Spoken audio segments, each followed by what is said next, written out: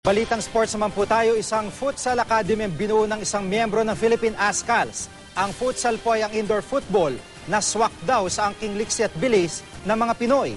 Yan ang tinutukan ni Mark Zambrano. Bukod sa pagiging bahagi ng national men's football team na Ascals, may isa pang bersyon ng football na kinuhumalingan ang Phil-Iranian Ascal forward na si Misag Bahadoran. Ang indoor football o futsal, kung saan ilang ulit na rin siyang nahiram na top scorer sa Southeast Asia. Mas mabilis at kapanapanabik daw ang futsal dahil nilalaro ito sa mas maliit na indoor pitch at 5 player lang sa bawat kupunan ang naglalaban.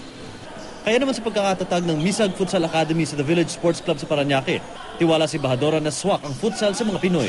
Futsal is in the court, everywhere in the Philippines there is basketball court, and then people they can play futsal there, and then there is no about how high are you, and they need your speed, and which Filipino are so fast in everything.